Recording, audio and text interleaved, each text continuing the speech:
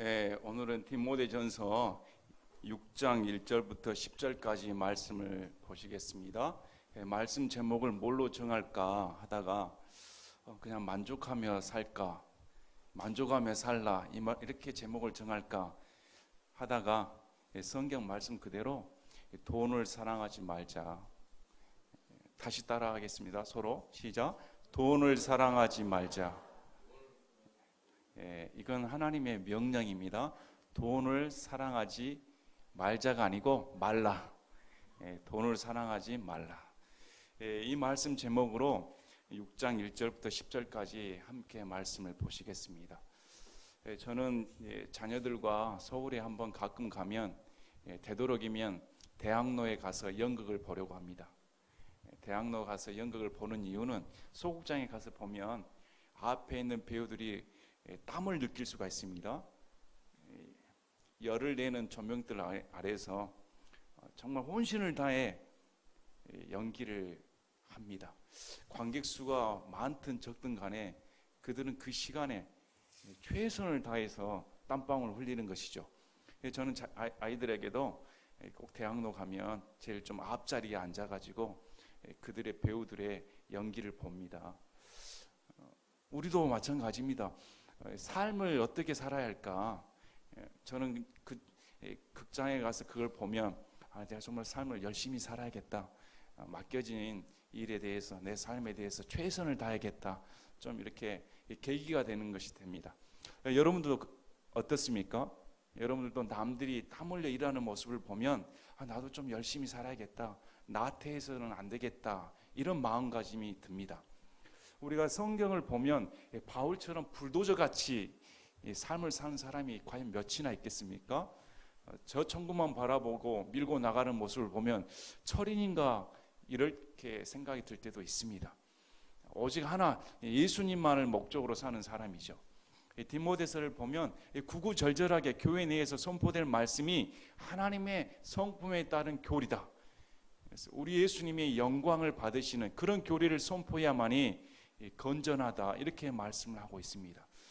특별히 이 디모데서나 이런 선지서들은 믿는 우리들을 위해 주는 말씀입니다. 불신자들을 향한 말씀보다 교회 내 성도들을 위해 지침을 주시기에 한 말씀입니다. 그래서 선지서를 볼 때는 우리가 구원받은 사람이라면, 믿는 성도라면 이런 말씀을 들을 때 성화적인 면을 체크를 해봐야 됩니다. 나는 구원받은 것이 끝이 아니고 서신서를 들을 때 믿는 자라면 성경의 가르침대로 이렇게 살아야 되는구나 이렇게 마음을 먹어야 되죠. 그래서 우리가 좀 듣기 거부한 말씀도 많이 나옵니다. 듣기 거부하다는 말은 그만큼 저와 여러분이 속되다는 겁니다. 그만큼 저와 여러분이 예수님 안에서 변화받지 못해서 하나님의 말씀을 있는 그대로 받아들이지 못하기 때문에 마음속에 거부감이 드는 것이죠. 만에 우리가 모든 것이 하나님만을 향한 열정과 오늘 찬송처럼 거기 있는 우리의 본향점을 생각한다면 모든 하나님의 말씀이 저와 여러분에게 달게 느껴져야 됩니다. 달게 느껴져야 내가 정말 내 마음 중심에 하나님만이 계시는구나 이렇게 알 수가 있는 것이죠. 특별히 오늘 말씀은 돈을 사랑하지 말라. 돈 얼마나 좋습니까? 돈이면 다 되는 것 같고 돈 싫어하는 사람 어디 있습니까? 금덩이 싫어하는 사람 어디 있습니까? 자매들은 지금도 장롱 속에 혹시 보석을 꼼쳐 놓은지 모르겠습니다. 너무 깊게 숨겨놔가지고 본인도 못 찾는 경우가 많습니다. 그래도 본인이 찾을 수 있는 곳에 숨겨놔야죠. 그만큼 이런 보화라든지 많은 경험이 있으신 것 같습니다. 웃으시는 분들은. 그래서 공통적인 반응이 누가 내 보물 훔쳐갔어. 자기가 모르게 숨겨놓고. 그래서 성경에 중요한 말씀이 있습니다. 내 보물이 있는 곳에 내 마음이 있다는 겁니다. 내 보물이 장롱 속에 있으면 내 마음은 항상 장롱 생각뿐입니다. 누가 가져갈까? 더 깊은 곳에 숨겨놔야지.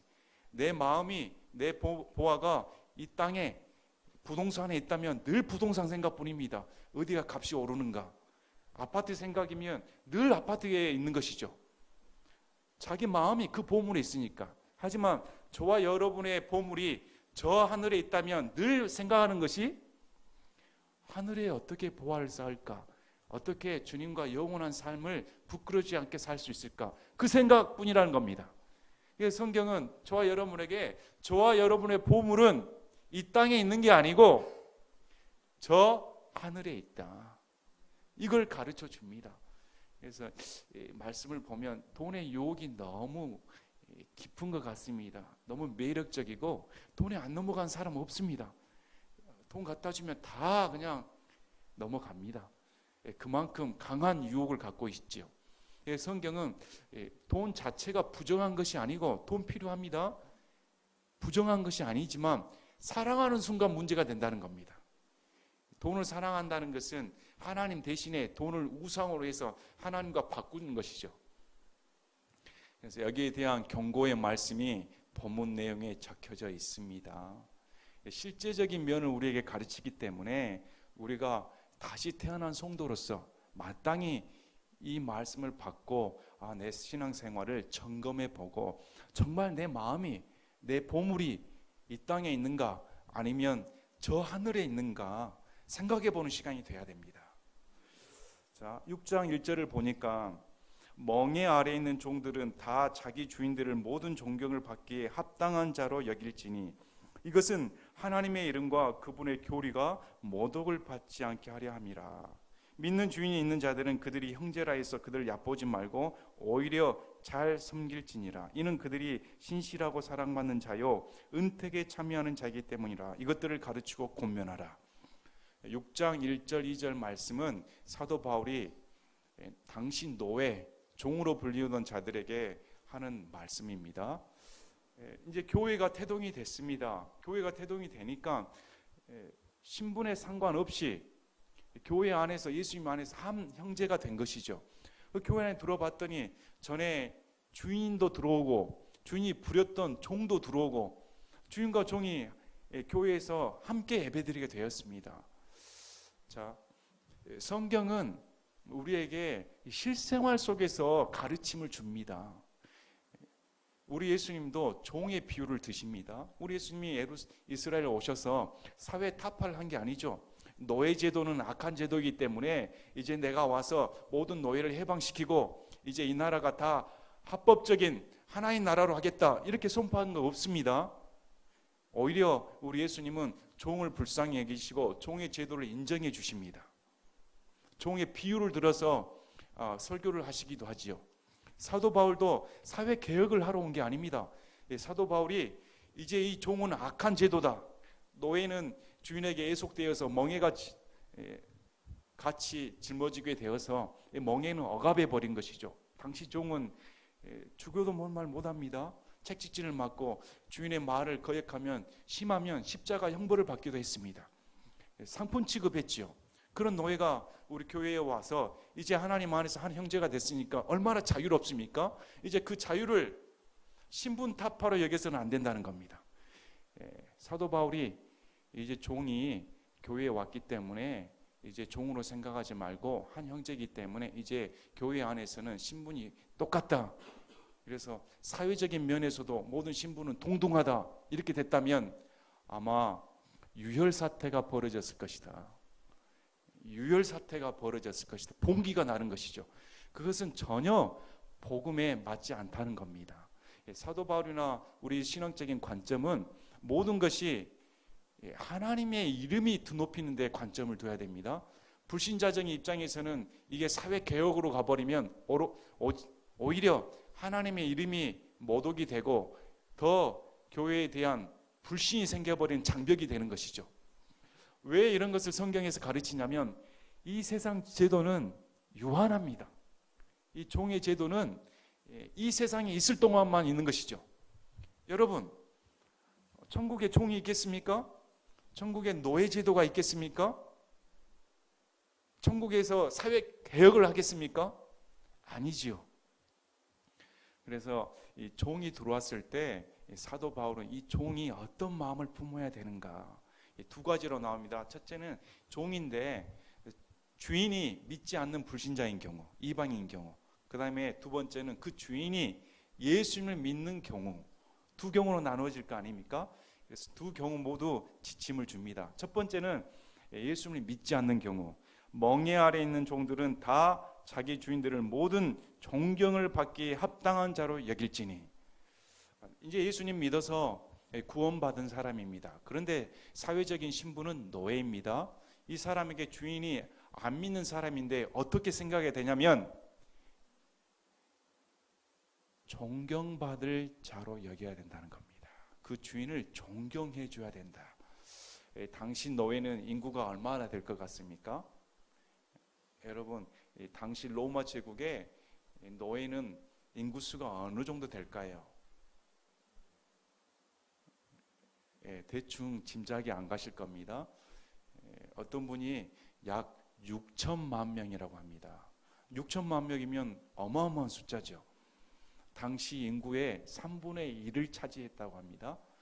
이런 이제 노예들은 전쟁에서 포로된 경우, 그 다음에 빚을 갚지 못한 경우, 죄를 지어서 그 대가로 된 경우, 또 납치되었다가 팔려간 경우, 또 자기 신의 의지와 상관없이 부모가 노예인 경우 대물림을 받아 이런 형태로 노예가 되었다고 합니다. 그래서 한번 이렇게 구속이 돼버리면 어딘가에서는 노예 신분을 벗어나기가 어렵습니다.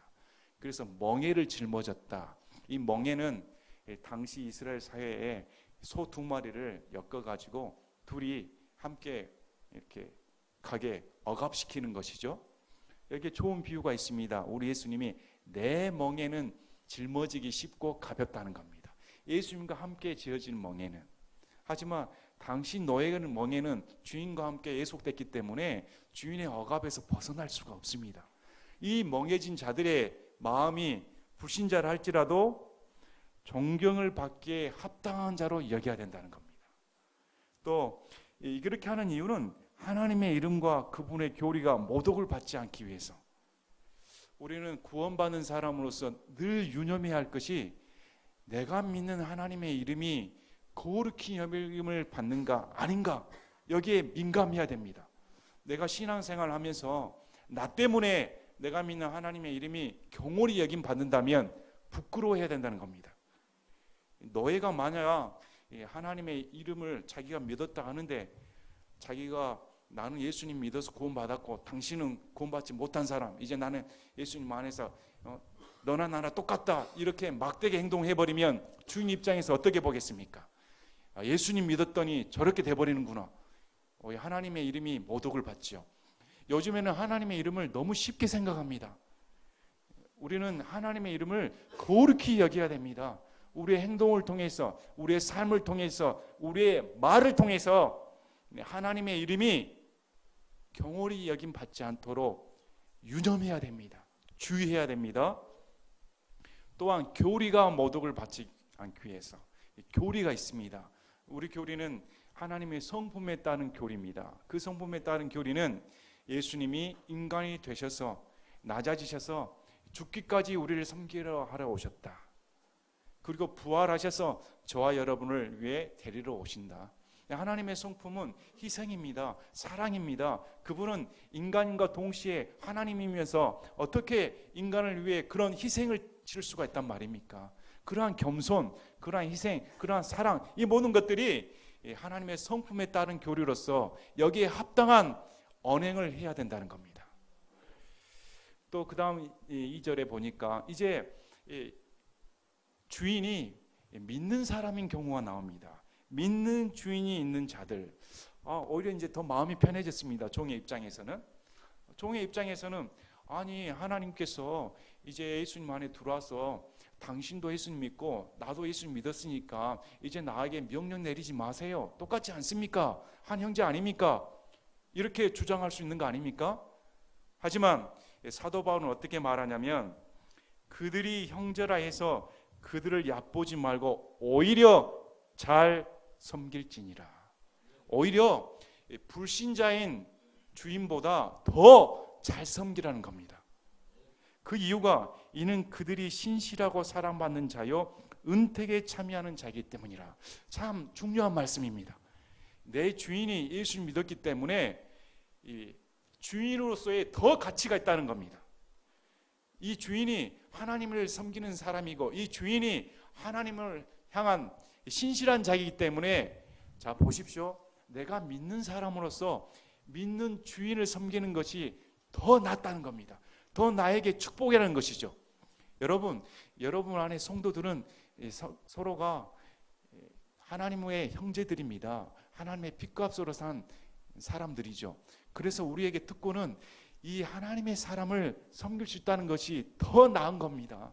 더 잘 섬겨야 되는 겁니다. 이것은 우리에게 준 특권입니다. 여러분, 교회가 왜 필요합니까? 교회 성도들 왜 모입니까? 섬기기 위해서 모인 겁니다. 우리가 섬김 받으러 온 게 아닙니다. 우리가 구원받은 사람이라면 구원받지 못한 사람, 또 나 외에 다른 구원받은 사람들을 섬기기 위해 우리가 교회를 이룬다. 이것이 성경의 가르침입니다. 그래서 이것들을 가르치고 권면해라. 우리가 이제 사회생활을 해보고 요즘 사회 개혁을 부르짖는 것도 많습니다. 물론 예수님 믿는 사람들이, 기독교인들이 사회의 불의를 보고 묵과하지 않는 것은 저는 개인적으로 좋다고 생각합니다.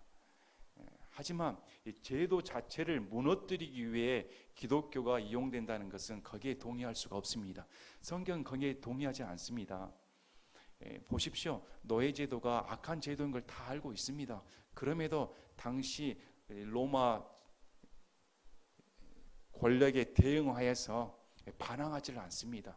권력을 존중하고 위에 있는 권세에 순종하여서 그 테두리 안에 보호를 받아 하나님의 법을 증거하는 것이죠. 이게 성경의 기본 가르침입니다. 자, 이제 3절부터 10절까지는 돈 얘기가 나옵니다. 돈을 어떻게 다룰 것인가, 또 거짓 교사와 거짓 가르침이 나오는데 이 사람들은 복음을 통해 이득을 챙기고자 하는 사람들이라는 겁니다. 이 교사들은 다른 목적이 아니고 이 기독교를 표방을 하고 복음을 증거한다고 하는데, 또 믿는다고 하는데 실은 그것을 자신의 개인적인 착복으로 이용했다는 겁니다. 이 가르침이 나옵니다. 여기에는 참 교회가 조심해야 됩니다. 교회도 함정에 빠질 때가 많습니다. 오늘날의 기복신앙이 대표적인 것이죠. 예수님 믿고 또 이 세상 가운데 잘 사는 것이 뭐가 잘못이냐? 잘 살 수도 있습니다.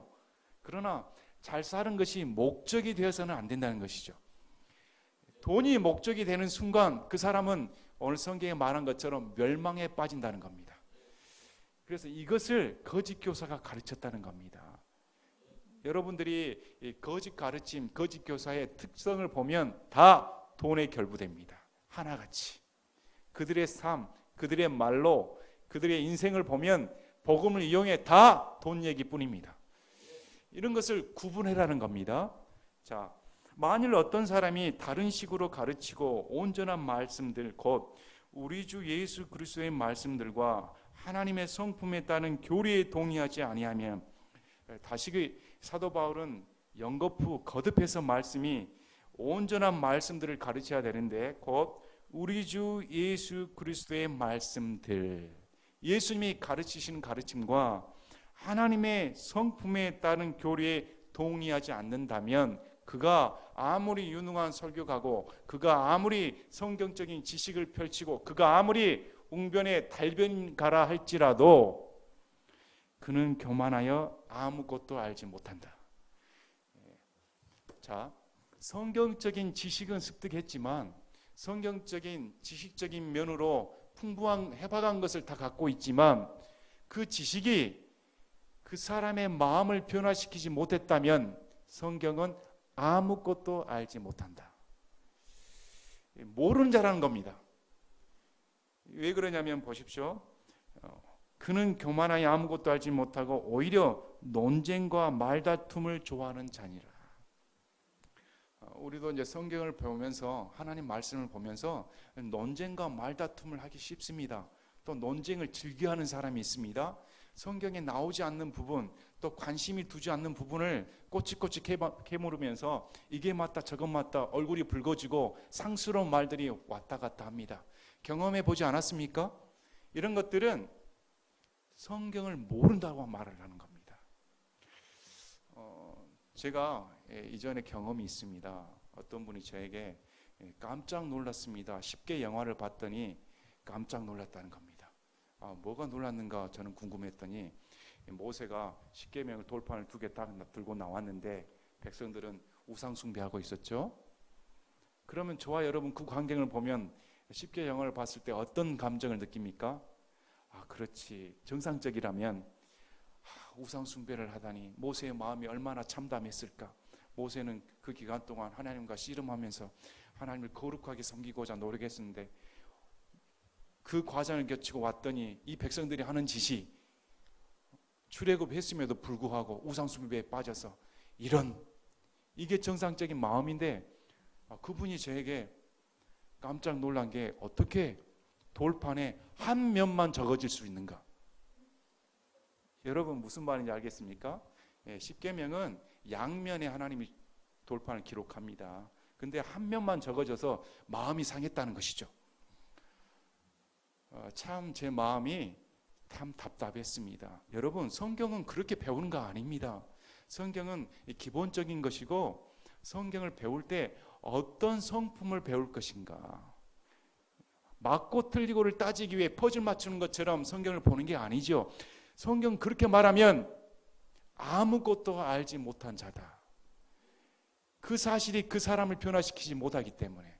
하지만 저와 여러분에게 예수님의 십자가와 부활의 교리가 마음에 들어온 순간 그 교리는 저와 여러분의 마음을 변화시킵니다. 강팍했던 마음, 교만했던 마음, 다투고자 했던 마음, 논쟁을 일삼았던 말, 그런 것들이 가라앉게 된다는 것이죠. 가라져 버립니다. 그래서 이렇게 돼야 사도 바울이 말한 하나님의 성품에 따른 교리다. 자, 그래서 이로써 시기와 다툼과 욕설과 악한 축축이 생긴다. 이 논쟁과 변론을 일삼는 자들은 시기한다는 겁니다. 내가 더 잘하는데 또 다투고 욕설을 합니다. 또 악한 추측을 합니다. 말에 덧붙이기를 시작한다는 것이죠. 또 마음이 부패하고 진리가 없어 이득이 하나님을 따르는 것이라고 생각하는 사람들의 비뚤어진 언쟁이 생기나니. 자, 이 사람들의 이득은 하나님을 따름으로써 이득을 챙긴다는 겁니다. 오늘날로 말하면 신문 광고에 보면 말씀을 전하면서 이득을 챙기는 사람들이 많습니다. 무슨 집회하면서 돈을 요구한다든지, 또 큰 설교를 하면서 부당한 대우를 원한다든지, 성도들로부터 헌금을 강요시킨다든지, 이런 사람들은 그 근본 뿌리가 거짓 가르침, 거짓 교리에 들어가기 때문에 사람들을 변화시키는 게 관심 있는 게 아니고 복음을 통해 자신의 이득을 챙기는 거다, 이렇게 생각한다는 겁니다. 그래서 그 마음이 비뚤어진 겁니다. 소위 말해서 복음 장사하는 것이죠. 자, 그러나 만족하면서 하나님을 따르는 것은 큰 이득이 되느니라. 이러면서 디모데는 그런 사람에게서 떠나라, 이렇게 말합니다. 여러분 논쟁 좋아하지 마십시오. 말다툼 좋아하지 마십시오. 그냥 전 논쟁하는 사람이 있으면, 저도 과거에 논쟁 좋아했는데 이제 입을 다물어 버립니다. 입을 다물라는 것이 하나님의 뜻이기 때문에 그냥 저분은 그렇게 계십시오. 여러분, 여러분의 마음이 변화되는 것이 우선 아닙니까? 우리들의 마음이 하나님 앞에 낮아지는 것이 우선 아닙니까? 그래서 성경은 그런 논쟁의 자리에, 욕설의 자리, 다툼의 자리, 시기의 자리에 있다면 얼른 거기에서 나오라는 겁니다. 디모데야, 거기에 휩쓸리지 말아라. 너도 똑같은 사람이 된다는 겁니다. 그래서 만족하면서 하나님을 따르는 것은 큰 이득이 되느니라. 아멘. 우리가 하나님을 따르면서 만족할 줄 알아야 된다는 겁니다. 여기서부터는 성경에서 진정한 만족이 무엇인가, 예수님을 믿는 만족이 무엇인가에 대해서 가르칩니다. 예수님을 믿으면서 만족할 줄 모른다면 참으로 불행한 사람입니다. 예수님을 믿는다고 고백하는데 내 마음에 불만족이 있다면 어찌 그렇게 불행한 사람이 있을까요?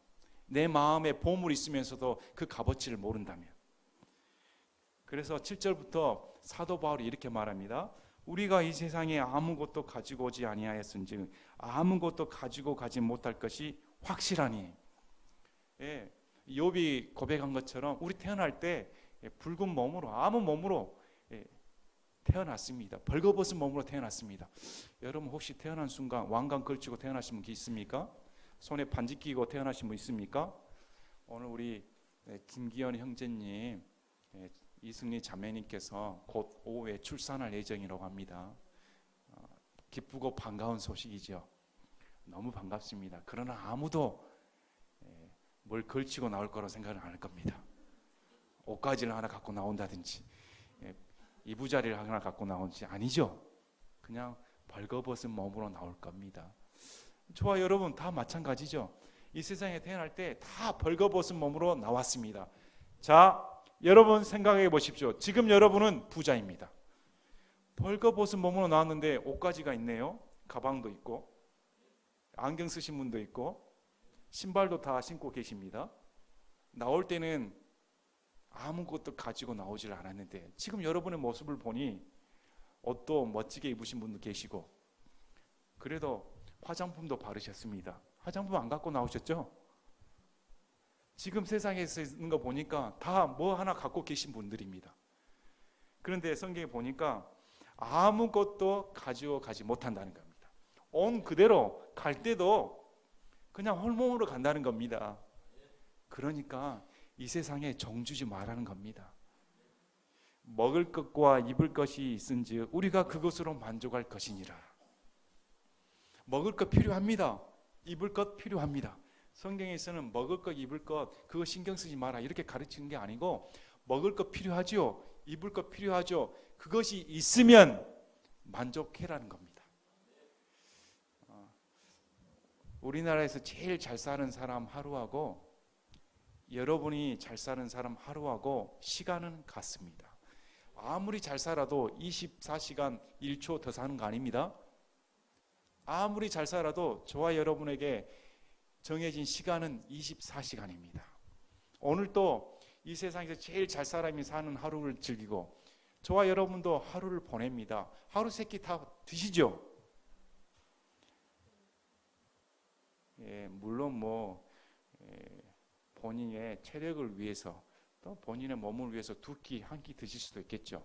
하지만 하루의 이 시간을 똑같이 보내고 있습니다. 한번 생각해 보면 여러분 행복하지 않습니까? 하루 시간을 그 사람들이 보내는 시간과 여러분이 보내는 시간과 돈이 많으면 골치 아픕니다. 어떻게 굴릴까? 이걸 어떻게 처리를 할까? 힘들어집니다. 또 이것을 넘주기는 아까운데 다 갖고 갈 수도 없잖아요. 그런데 성경에서는 우리에게 만족해라는 겁니다. 아마 만족의 대명사는 빌립보서 4장 11절 13절에 나올 겁니다. 우리 바울이 내가 궁핍함으로 말하지 아니하노라. 무슨 말이냐면 내가 지금 감옥에서 궁핍에 빠졌기 때문에 듣기 좋은 말로 이렇게 하는 거 아니다. 내가 어떤 처지에 있든지 거기에 만족하는 것을 내가 배웠노니. 바울은 어떤 환경에 있든지 간에 만족하는 법을 배웠다는 겁니다.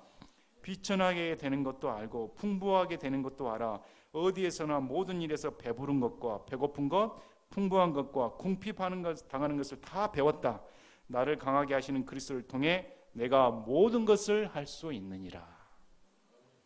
바울은 요즘 말로 말하면 엘리트였습니다. 자신의 부모로부터 로마 시민권을 부여받았기 때문에 우리가 추측할 수 있는 것은 부자였습니다. 또 예루살렘에서 엘리트 코스를 밟아 유망주였죠. 앞날이 찬란한 기대주였습니다. 그가 예수님 만나기 전까지는. 그러나 예수님을 만난 순간 이 세상의 것이 헛되고 주님이 살아계시니까 천국이 있으니까 여러분 3층 천에 올라가 하나님의 어미하신 것을 보았다면 이 세상 것이 마음에 들겠습니까? 이 세상 것이 뭐가 값어치가 있겠습니까? 그런 바울이 빈궁에 빠져 있을 때도 비천에서 헐벗고 굶주림에 빠졌을 때도 하나님으로 한 분만으로 말미암아 내가 만족함을 배웠다는 겁니다. 그래서 그리스도인의 만족함은 세상 부에 있는 게 아닙니다. 세상 부로 만족함을 얻는 사람은 참다운 그리스도인이 아닌 겁니다.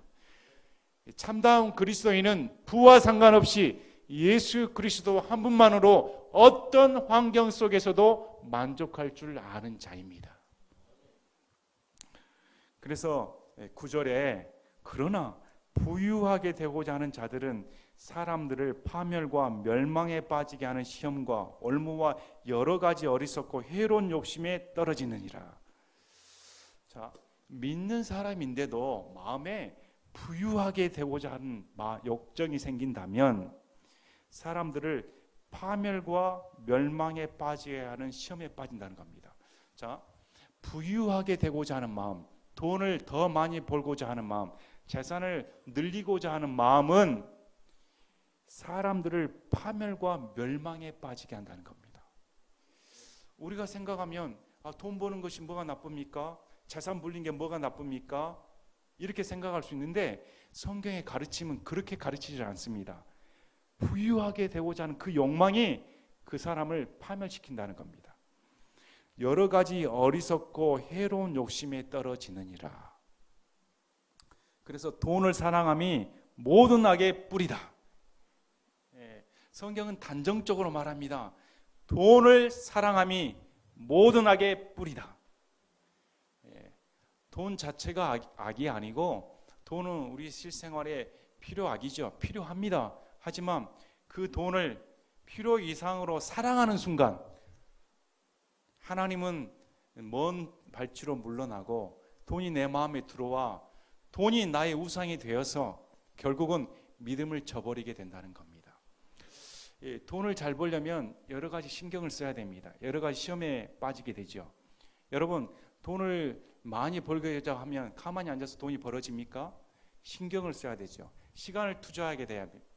물질을 투자하게 되고 노력을 해야 됩니다. 하나님을 위해서 하나님을 봉사하는 대신, 하나님을 생각하는 대신 모든 생각이 돈에 대해서 넘겨주게 되는 것이죠. 이 돈은 참 사람의 마음을 잡아버리는 매력적인 것 같습니다. 믿는 사람도 돈이 필요하지, 돈이 최고야, 이런 말을 서슴지 않고 합니다. 또 특히 한국 정서, 이 신앙이 잘못돼 가지고 기복신앙이 들어와서 이 세상을 추구하는 걸로 결론을 맺습니다. 흔히 하는 대꾸가 아브라함이 거부 아니었냐, 이삭이 거부 아니었냐, 야곱이 거부 아니었냐. 다 구약의 예수님을 따르는 자들, 하나님을 따르는 자들은 축복받아 대단한 부자가 되었다. 이렇게 합당화시킵니다. 그러나 성경은 그렇게 가르치지 않습니다. 우리가 히브리서 11장 16절 말씀을 보십시오. 아브라함이 하나님이 주신 부를 따라갔단 말이 안 나옵니다. 뭐라고 나옵니까? 이들은 이 땅에서 나그네라 불리었다는 겁니다. 나그네라 불리었고 16절에 그들은 더 나은 본향을 사모하였으니 곧 하늘에 있는 본향이라. 그러므로 하나님이 저희 하나님이라 불림을 부끄러워하지 아니하고 저희를 위해 한 도시를 예비하셨다. 멋진 말입니다. 그들은 하나님이 주신 부를 따라간 게 아닙니다. 이 세상에 나그네로 살았다는 겁니다. 이 세상에 나그네로 살아와서 여러분 귀양받은 땅에다가 투자할 사람 누가 있습니까? 여러분이 유배지에 와서 유배처소를 꾸미고 리모델링 할 사람 누가 있습니까? 그런 사람 속 없는 사람이죠. 정신 나간 사람이죠. 제대로 정신이 바뀐 사람이라면 어디에 투자하겠습니까?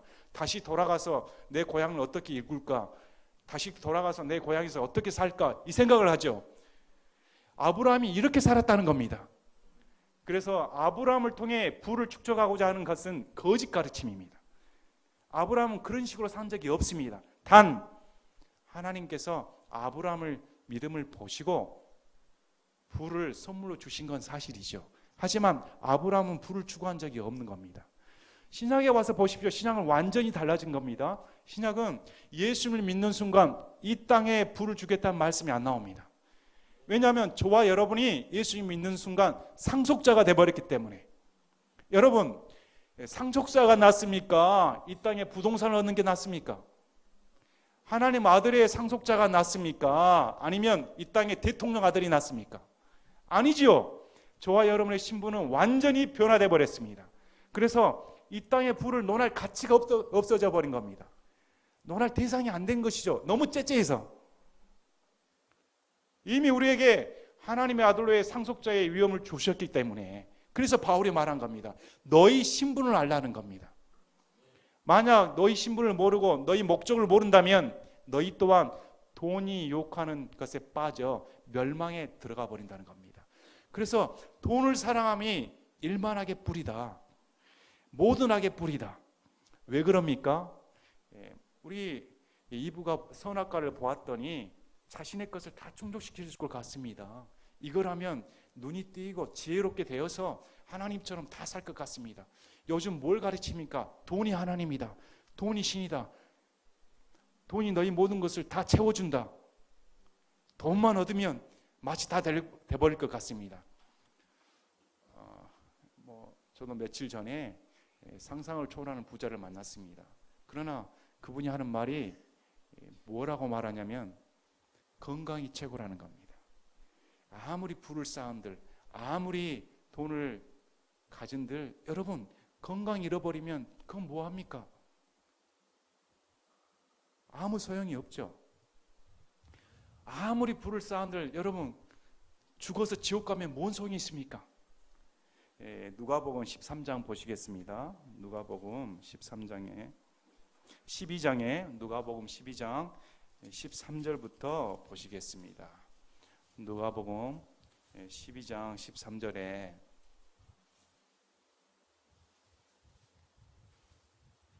무리 중에 한 사람이 그분께 이르렀습니다. 선생님이여, 내 형제에게 말씀하사 그가 나와 상속 재산을 나누게 하소서.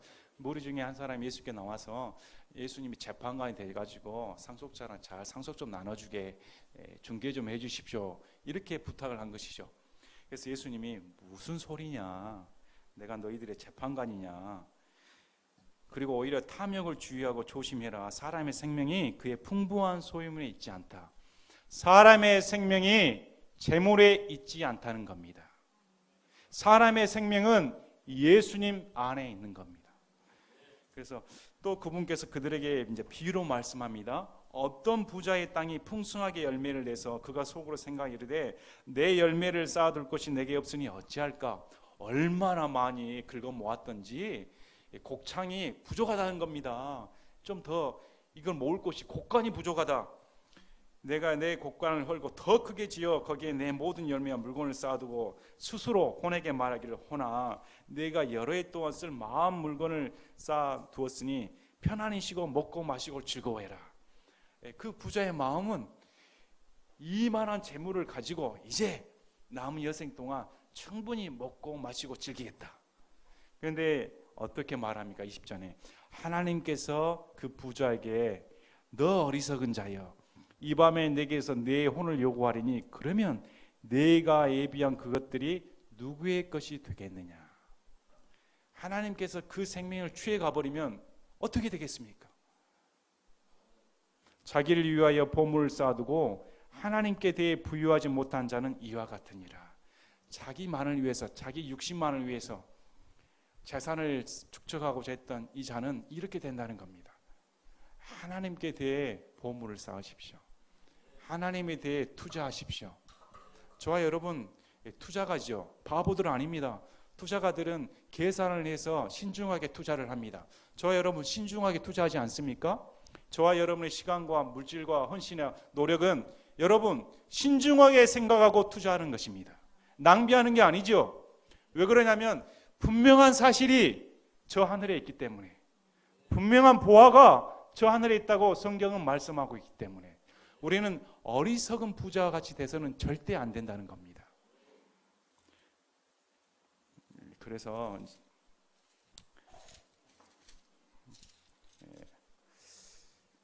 어떤 자들이 돈을 탐내다가 믿음에서 떠나 잘못하고 많은 고통으로 자기를 찔러 꿰뚫었도다.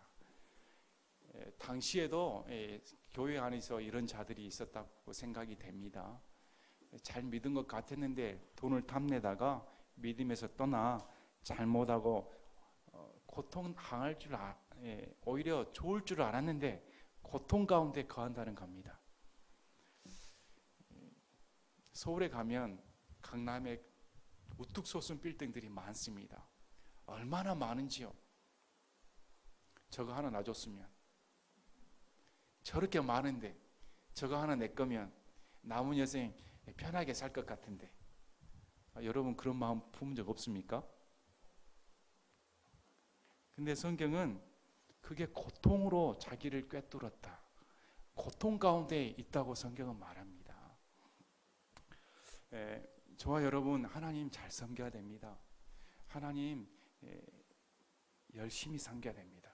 우리가 마음이 무뎌지는 순간, 또 예배에 나온 것도 전심을 다해야 됩니다.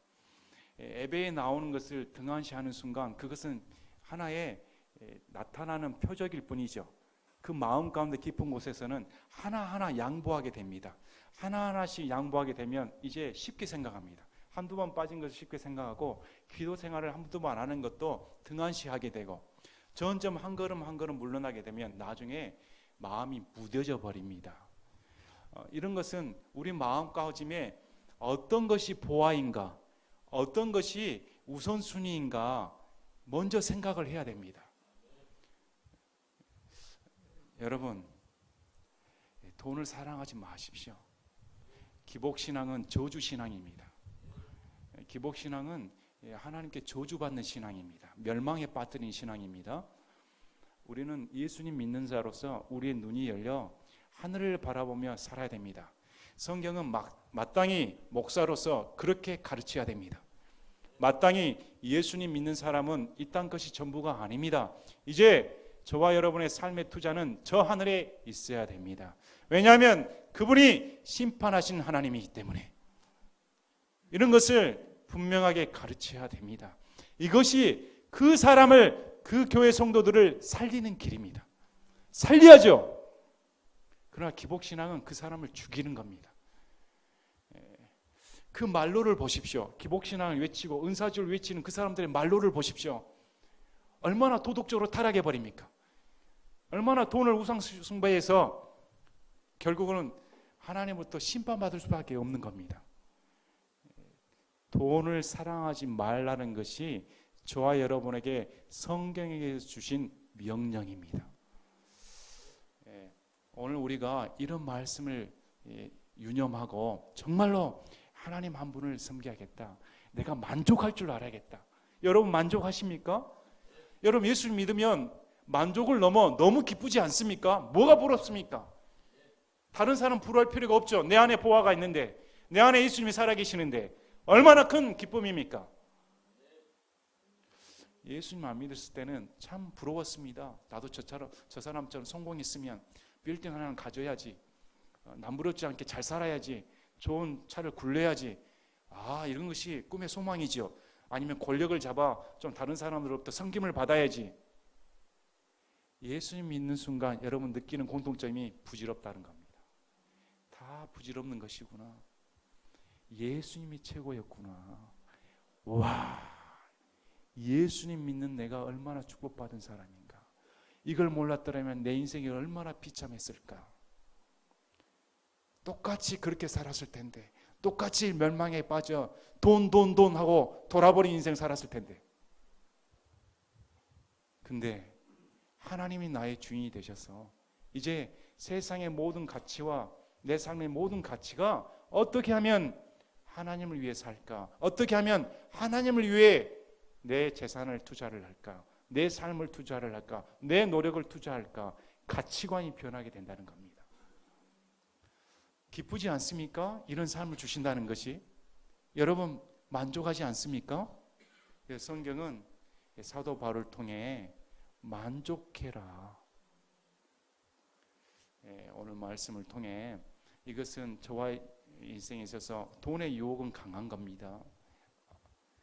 늘 말씀을 묵상해야 됩니다. 돈을 사랑하는 순간 멸망이구나. 돈의 이면에는 가시가 있으며 추한 면이 많습니다. 돈을 추구하는 순간 세상 법을 어기게 되고 죄를 짓지 않을 수가 없습니다. 타협하게 될 수밖에 없습니다. 그래서 우리가 있는 것으로 만족해. 먹고 사는 것이 있다면 이것으로 만족해라. 이런 참다운 그리스도인이 되길 원합니다. 제가 기도하고 마치겠습니다.